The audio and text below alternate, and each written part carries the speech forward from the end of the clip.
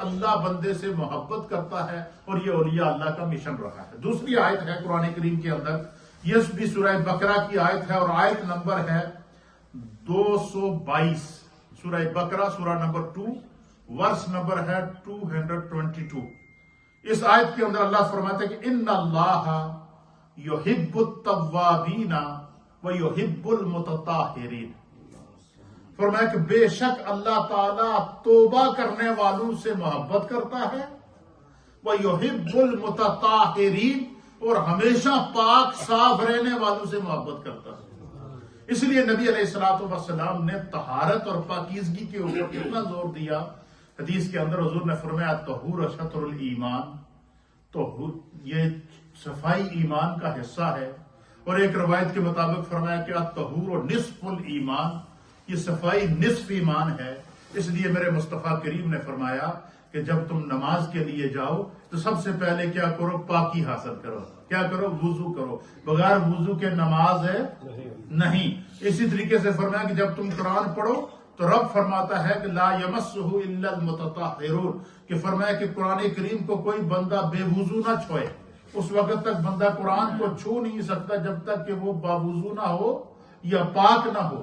تو فرمایا کہ اس آیت کے اندر سورہ بقرہ کی آیت نمبر 22 کے اندر اللہ تعالیٰ کی محبت کا ایک ذریعہ یہ بتا دیا کہ جڑا بندہ اپنا لباس پاک رکھے، جڑا بندہ اپنا جسم پاک رکھے، جو بندہ اپنا گھر پاک رکھے، جو بندہ اپنا بستر پاک رکھے، جو بندہ اپنا کمرہ پاک رکھے، جو بندہ اپنی صحبت پاک رکھے۔ صحبت کے اندر بھی پاکی ہونی چاہیے، کہ یہ نہیں کہ بندے کے پاس بندہ بیٹھے اور پتہ چلے کہ وہ بندے کے پاس نہیں بیٹھا، وہ تو گناہ کی دلدل میں پھنس گیا ہے۔ ایسے دوست بھی تو ہوتے ہیں کہ جن کے چنگل میں ہمارے نوجوان پھنستے ہیں، یا تو وہ کسی شراب خانے سے ملتے ہیں، یا وہ کسی جگہ وہ ایسی بری جگہ سے ملتے ہیں کہ والدین وہ سب پریشان ہوتے ہیں۔ اس لیے فرمایا کہ جو صحبت ہوتی ہے نیکوں کی، یہ بھی انسان کو کیا کر دیتی ہے؟ بدل دیتی ہے۔ تو اللہ کی محبت کا پہلا اصول کیا ہے؟ اللہ فرماتا ہے تم دوسروں سے نیکی کرو گے خدا تم سے محبت کرے گا، تم دوسروں پر احسان کرو گے خدا تم سے محبت کرے گا۔ یہ اس کا ریوارڈ ہے جو خدا دیتا ہے۔ کیوں؟ اللہ کا فیصلہ ہے جزاء الاحسان الا الاحسان، اور یہی تعلیمات غوثیہ ہیں، یہی امام حضرت سیدنا غوث اعظم رضی اللہ تعالیٰ عنہ کی تعلیمات ہیں کہ انہوں نے ساری زندگی لوگوں کو بھلائی کی تعلیم دی، اور آپ کی صحبت میں بیٹھنے والا یا تو کوئی ولی بنا ہے یا عالم بنا ہے، یا اس نے اپنی زندگی کی اتنی تبدیلی کی ہے کہ اس کو گناہ سے نفرت ہو گئی اور مرتے دم تک وہ نیکی پر قائم رہا۔ تو اگر مرتے دم تک انسان کی صحبت نیکی والی بن جائے، انسان گناہ سے اپنے آپ کو بچا کے رکھے، بری صحبت سے آپ کو بچا کے رکھے، تو صرف یہی نہیں، دنیا والے بھی اس کی عزت کرتے ہیں، اور دنیا والے اس شخص کی عزت کر اس وقت تک اس سے محبت نہیں کرتے جب تک کہ خدا اس سے محبت نہ کرے۔ آپ یاد رکھیے گا کہ اگر دنیا میں کوئی آپ سے محبت کرتا ہے، ادروائز کوئی عالم ہو غیر عالم ہو، کوئی ولی ہو غیر ولی ہو، کوئی بھی شخص ہو، جب دنیا میں کوئی کسی سے محبت کرے نا، اتنی بات سمجھ لینا کہ انسان کی کوئی ادا رب کو پسند آئی ہے، اس لیے اس سے محبت کرنے والا پیدا ہو گیا۔ یہ اصول ہے قرآن کا۔ اس لیے قرآن کریم کے اندر اللہ تعالیٰ نے مختلف آیات کے اندر بتا دیا کہ خدا کی محبت کیسے ملتی ہے۔ تو دوسری آیت کون سی ہے؟ سورہ بقرہ کی آیت نمبر 222۔ اس میں اللہ کیا فرماتا ہے کہ اللہ کن لوگوں سے محبت کرتا ہے؟ جو اپنے جسم کو پاک رکھتے ہیں، اپنے کپڑوں کو پاک رکھتے ہیں، اپنی صحبت کو پاک رکھتے ہیں، اپنے گھر کو پاک رکھتے ہیں، اپنے ماحول کو پاک رکھتے ہیں۔ اس لیے میرے دوستو، جہاں بھی کہیں آپ دیکھیں کہ کوئی ایسی جگہ ہے، آپ نے دیکھا ہوگا کہ ہم سبق نہیں سیکھتے۔